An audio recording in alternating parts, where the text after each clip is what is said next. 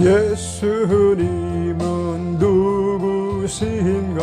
부는 자의 위로와 없는 자의 풍성이며 비난 자의 높음과 잡힌 자의 노임되고 우리 기쁨 되시네. 예수님은 누구신가? 약한 자의 강함과 눈먼 자의 빛이시며 병든 자의 고침과 죽은 자의 부활되고 우리 생명 되시네. 예수님은 누구신가? 추한 자의 정함과 죽을 자의 생명이며 죄인들의 중보와 멸망자의 구원되고 우리 평화 되시네. 예수님은 누구신가? 온 교회의 머리와 만국인의 구주시며 모든 왕의 왕이요 심판하실 주님 되고 우리 영광 되시네. 좋으신 하나님, 이 아침에도 주님을 먼저 배웠고 주님의 말씀 안에서 우리가 새로운 삶을 또한 살아갈 수 있는 한 날을 허락하여 주시니 감사합니다. 어렵고 힘들 때마다 저희들은 곧잘 한숨을 내쉬고 앞에 무슨 일이 있을지 걱정과 불안과 염려에 휩싸일 때가 많이 있으나 우리 주님께서 우리를 안정시켜 주시고 또한 침착케 하사 모든 일 앞에 최상의 판단을 할 수 있도록 도와주신 것을 믿고 감사합니다. 오늘 한 날도 주님께 온전히 맡기는 한 날 되게 하시고 이 주님이 주관하시는 가운데 모든 역사 안에서 이루시는 주님을 만나 배우는 시간 되게 하여 주옵소서. 이 아침에도 하나님을 예배합니다. 찬양합니다. 또한 기도와 간구를 드리게 하시니 감사합니다.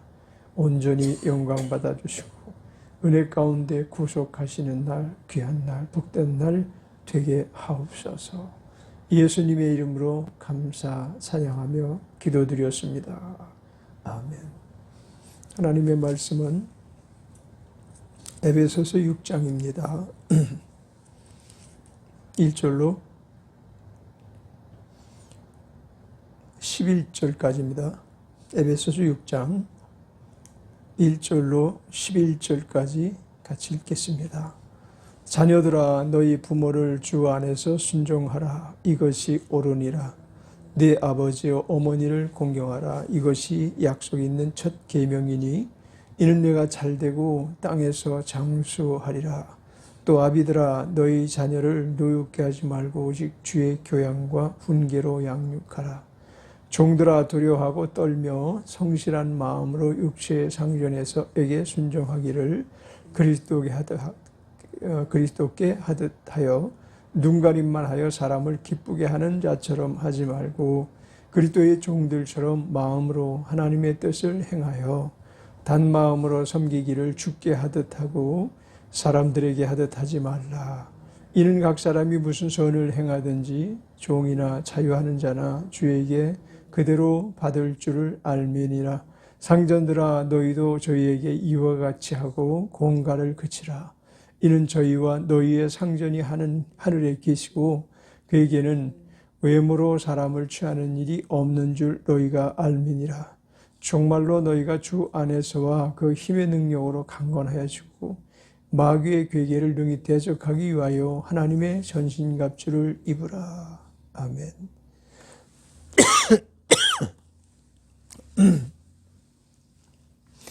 이제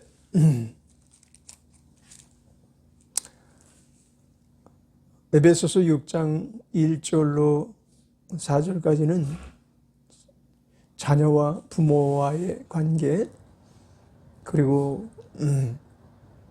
5절로 또 9절까지는 종과 상전의 관계,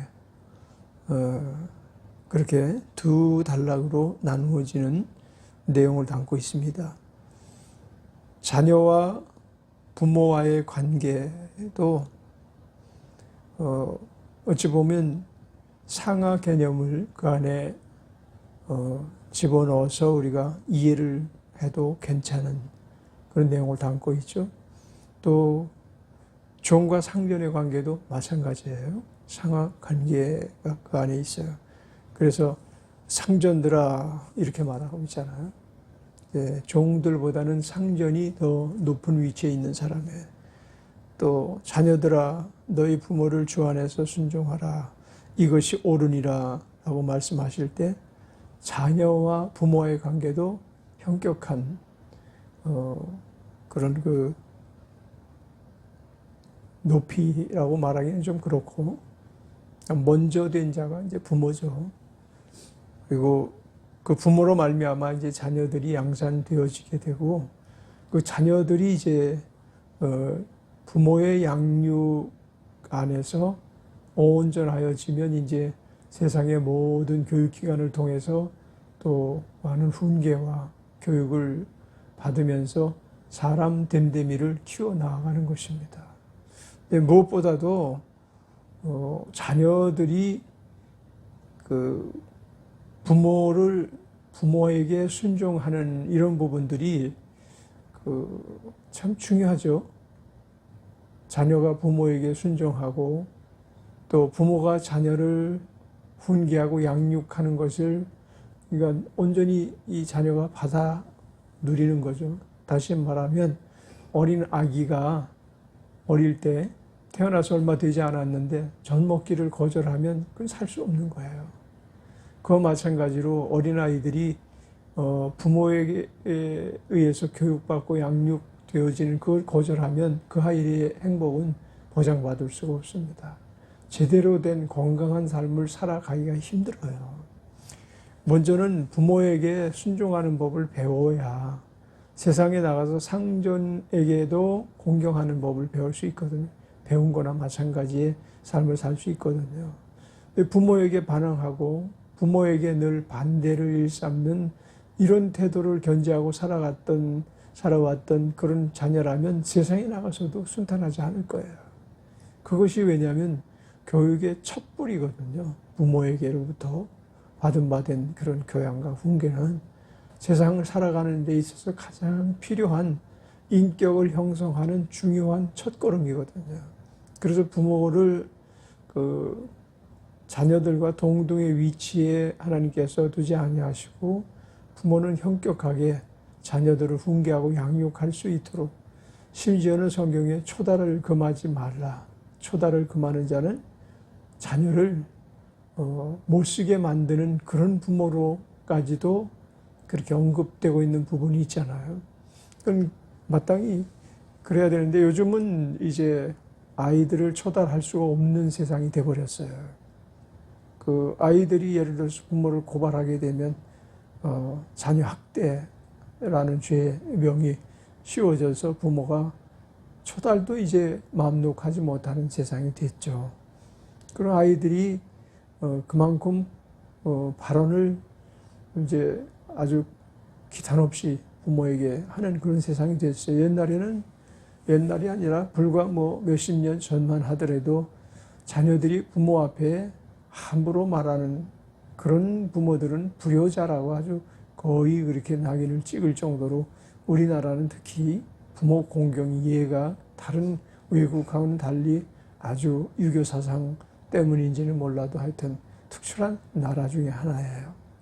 그래서 자녀들이 아침이 되면 공손하게 어머니 아버님 일어나셨습니까? 하고 인사를 하는 그런 아이들을 참 효심이 가득한 아이다, 참 착한 아이다 이렇게 생각을 하잖아요. 훌륭한 아이다 이렇게 이야기하기도 하고, 그런 부분이 중요한 것이기도 하지만 더 중요한 게 있어요.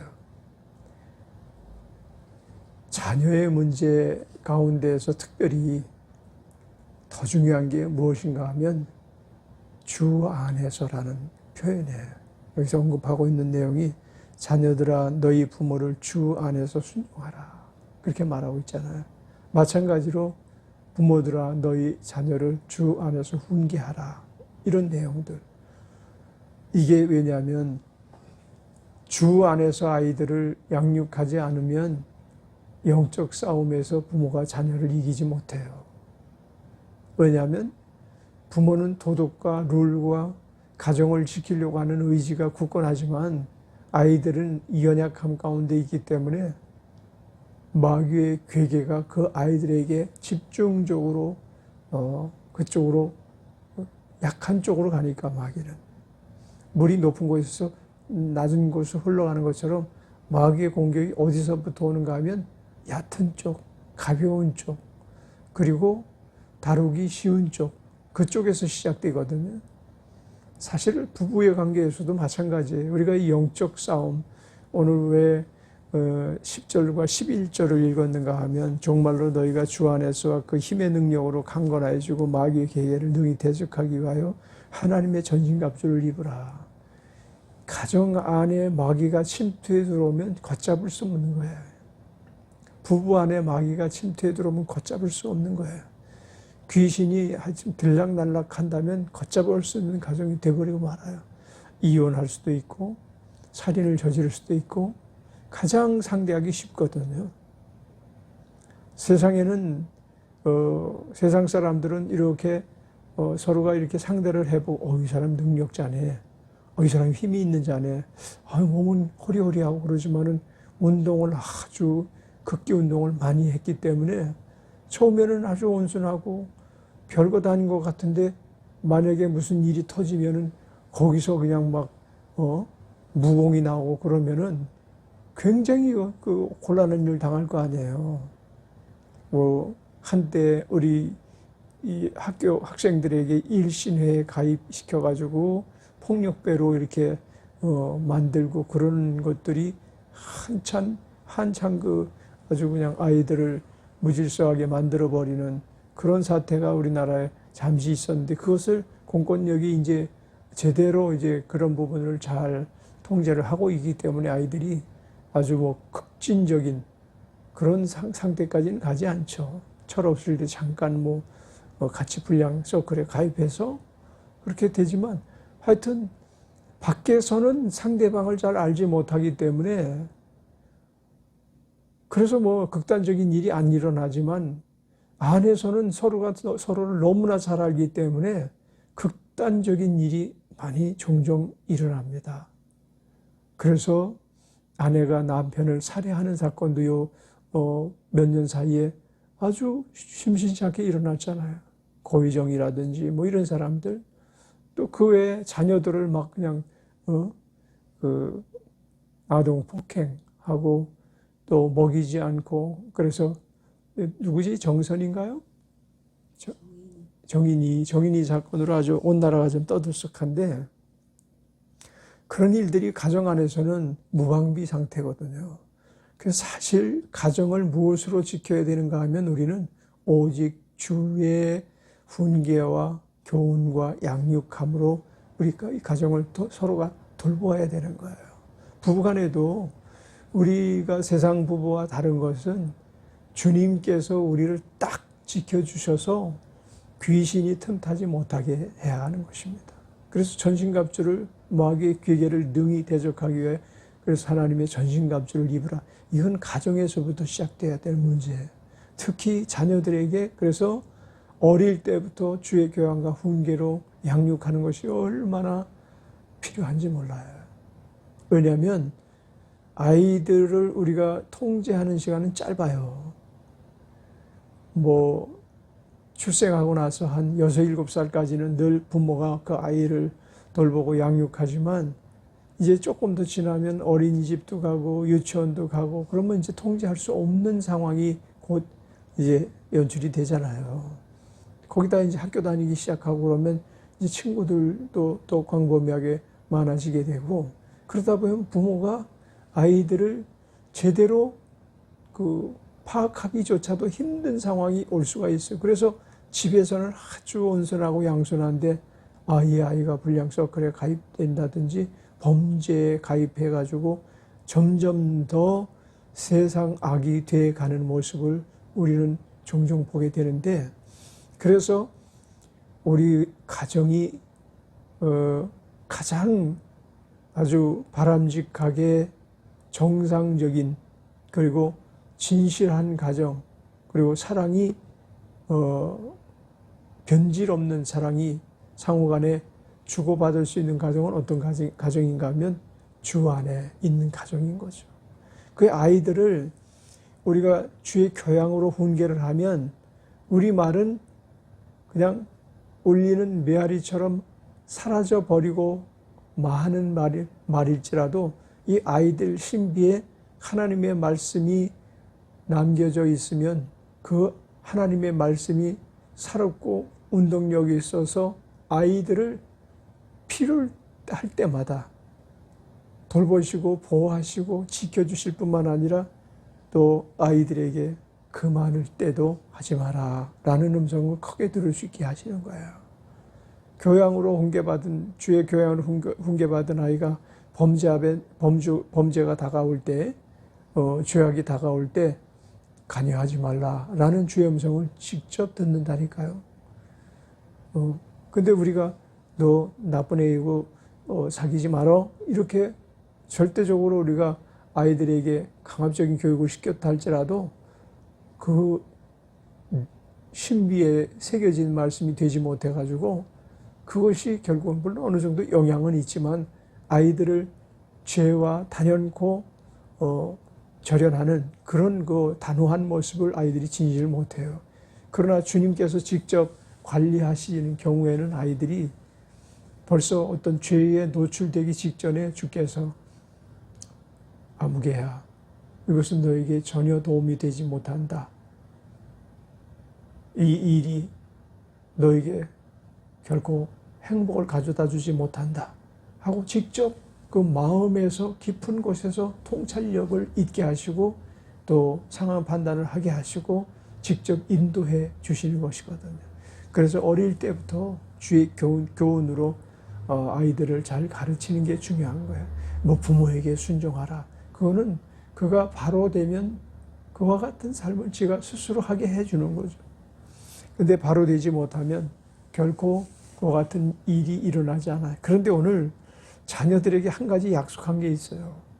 자녀들은 이 약속을 꼭 모르면 안 돼요. 잘 들어야 돼. 그게 뭐냐면 네 아버지와 어머니를 공경하라. 이것이 약속 있는 첫 계명이니.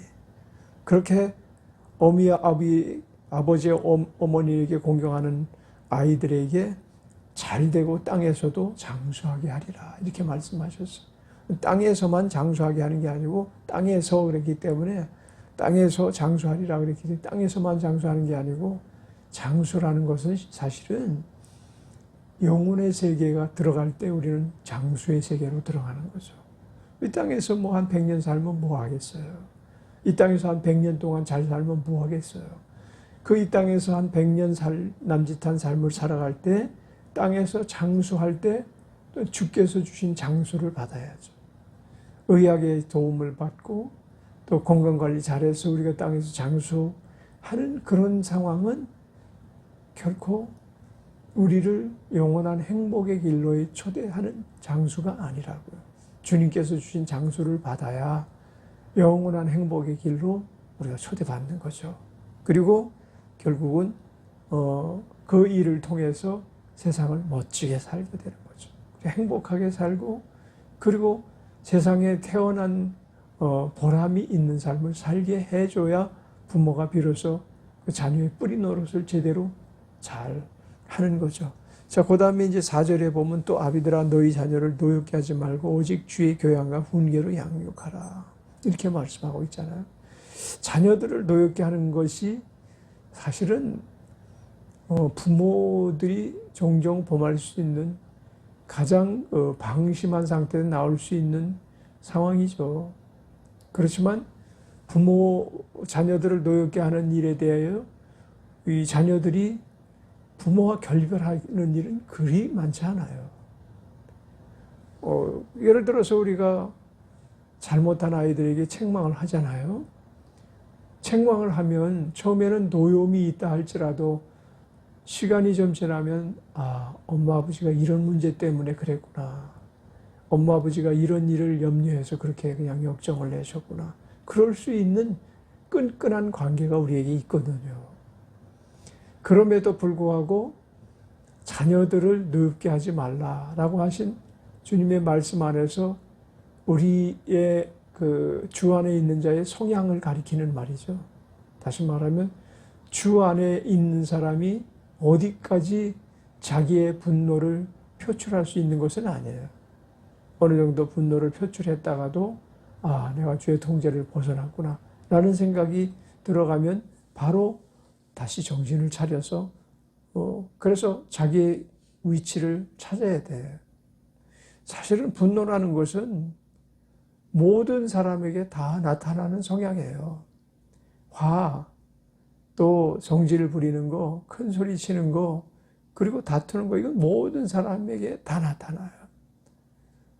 우리는 이미 성인에 이른 사람들이 아니기 때문에 주의 나라 갈 때까지는 아마도 끝까지 이런 부분들이 나타날 수 있을 거예요. 그럼에도 불구하고 하나님께서 아비들아, 너희 자녀를 노엽게 하지 말라. 이렇게 당부하신 것은 최후의 마지노선. 자녀가 완전히 노엽게 되어지지 않도록 너희들이 자신을 통제하도록 해라. 왜냐하면 가장 쉬운 상대가 자녀인지도 몰라요. 우리가 만난 상대 중에서 가장 쉬운 상대가 자녀인지 몰라요. 그래서 우리 과거의 사람들은, 과거의 우리나라의 그 엄마, 아버지들은 자녀들을 완전히 소나기에 쥐고 살았잖아요. 아주 꼼짝 못하게 하고 살았다고 해도 과언은 아니죠. 뭐 조금만 잘못해도 금방 체벌하고 그런 행위들을 곧잘 우리는 하면서 살아왔거든요. 그렇기 때문에 이 말은 서양 사람들이 아마 지키기가 더 쉬울 거예요. 좀 더 민주주의적인 그 오랜 전통을 가지고 살아왔고, 또 자녀들과도 앉아서 서로 이렇게 대화하는, 그리고 의논하는 그런 그 풍습이 우리나라보다는 서양 쪽에 더 가깝잖아요. 우리나라 사람들은 일방지향적으로 명령 체계를 가지고 자녀들을 양육했다고 한다면, 서양 사람들은 그렇지 않고 자녀임에도 불구하고 벌써 서로 앉아서 대화하면서 내 의견은 어떠니? 아버지 의견은 어때? 이런 식으로 풀어나가잖아요.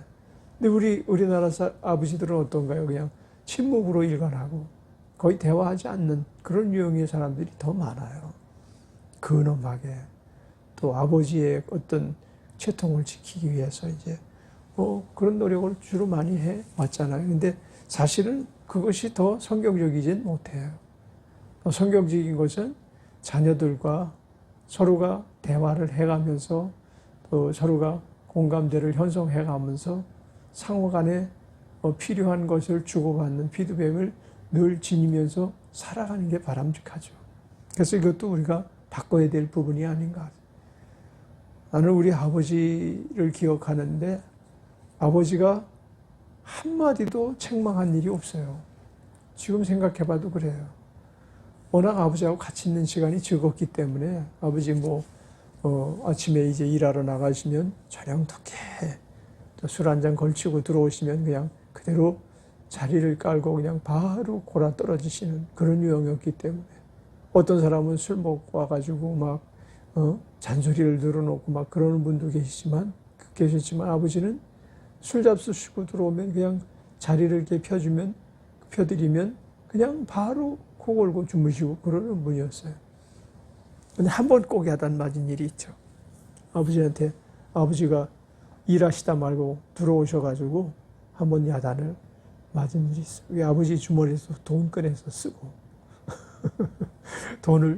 아버지 주머니에서 몰래 돈을 그때 아마 10,000원인가 얼마를 꺼냈었어요. 근데 그 돈 꺼내 쓰고 이제 돈을 펑펑 쓰니까 이게 어디서 난 돈이냐? 막 이렇게 막 그 생각을 해 보셨던 것 같아. 그래 일하시다 말고 들어와가지고 회초리를 가지고 들어오셨더라고. 그리고서 회초리로 몇 대를 때리면서 다시는 이런 짓 하면 안 돼. 그러고 나가셨어요. 그게 아마 유일하게 아버지가 나를 책망했던 그런, 어찌 보면 나는 참 좋은 아버지를 만났어요. 뭐 능력 있는 아버지를 만나진 못했지만 참 인성면에 있어서 좋은 분을 만났어요. 그리고 뭐 아버지가 그냥 오직 가족을 위해서, 뭐 물론 당신이 젊었을 때 그 많은 재산을 다 탕진한 그런 그 결과로 얻은 그런 일이었었지만은 그 많은 식구들을 먹여 살리시는 일에만 그냥 전념을 하셨던 분이니까 참 고마운 아버지를 만났죠. 어머니는 종종 저하고 이제 아들하고 좀 다투는 분이었어요. 그러면 엄마가 막 회초리를 들면 나는 엄마 회초리를 뺏어서 내가 못 때리게끔 할 정도로 또 기가 셌으니까 엄마가 그렇게 나를 때리지도 못했어요.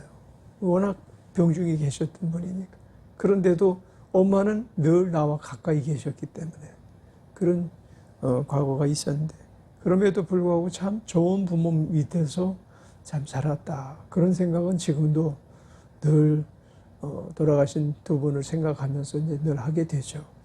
그래서 적어도 우리가 우리 엄마 아버지는 정말 주님 안에서 바르게 살려고 애를 쓰셨던 분이야. 주님 뜻대로 살기 위해서 몸부림을 치셨던 분이야 라고 생각하게, 자녀들이 생각하게 해주기만 해도 그것이 자녀들에게는 큰 힘이 되지 않겠는가. 자, 그리고 그런 상태가 되기 위해서 아이들의 영성을 위해서 우리가 늘 기도해야 돼요. 아이들이 이 영성 관리가 안 되면 결국은 불행에 빠지는 건 삽시간이니까. 또 불행에 빠진 다음에 거기서 수렁에서 벗어나는 데에도 영성 관리가 안 되면 아무 힘 없이 그냥 주저앉고 말아버리는 거예요. 요즘처럼 자살 많이 하는 세상, 헤어지기 잘하는 세상, 이런 불행을 견딜 수 있고 극복할 수 있는 힘은 마귀의 계계를 대적하기 위해서 그들 자신이 하나님의 전신갑주를 잊게 하는 길밖에 없어요. 우리 자신도 마찬가지고. 귀신이 들어오면 우리의 삶은 파괴될 수밖에 없어요. 그걸 용납하면 우리의 삶은 망가질 수밖에 없어요.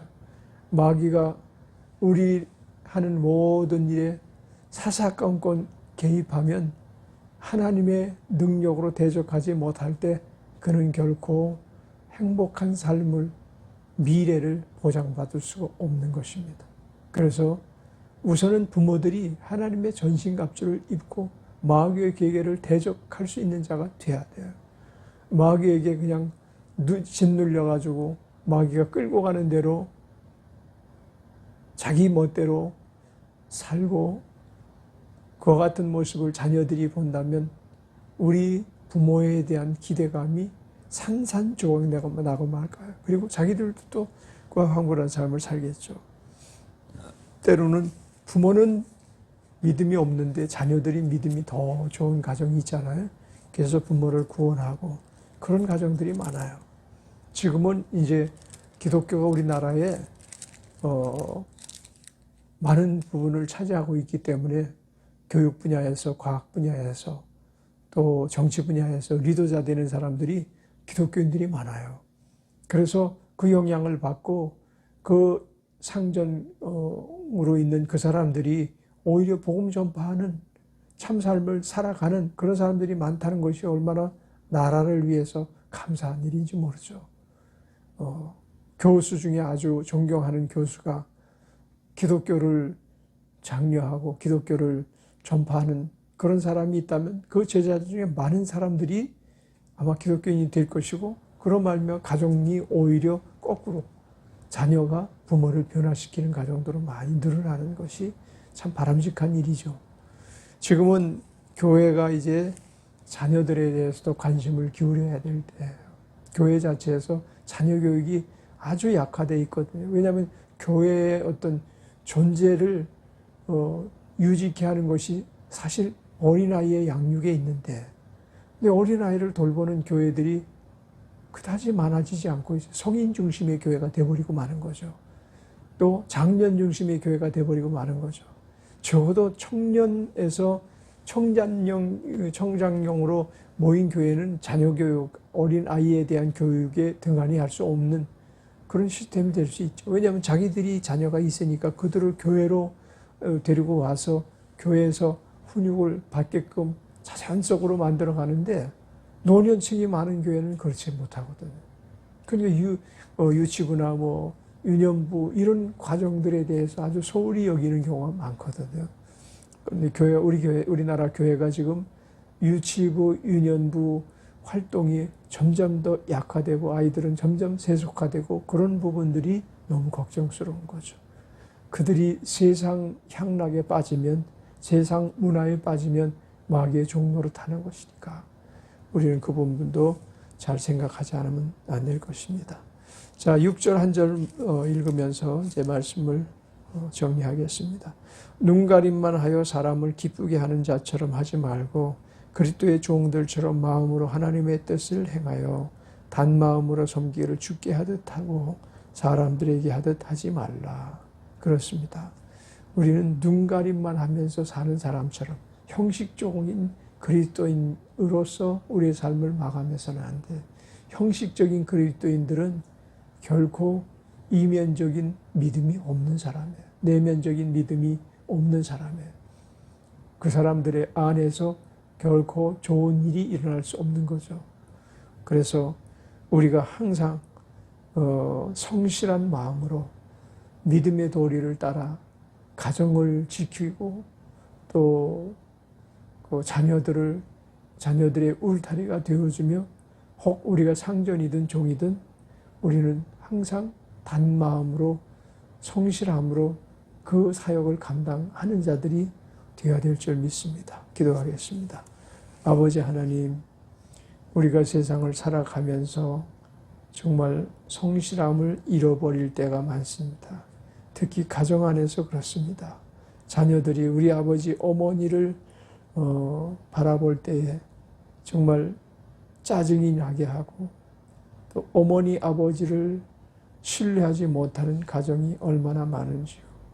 우리의 가정 안에 이와 같은 마귀의 괴가 틈타지 못하도록 하나님의 전신갑주를 입고 믿음으로 온전함을 이루고 성실함으로 주를 섬기는 가운데 모든 일을 주께 대하듯 감당할 수 있는 저희들 되게 하여 주옵소서. 감사하신 예수님의 이름으로 찬양하며 기도드렸습니다.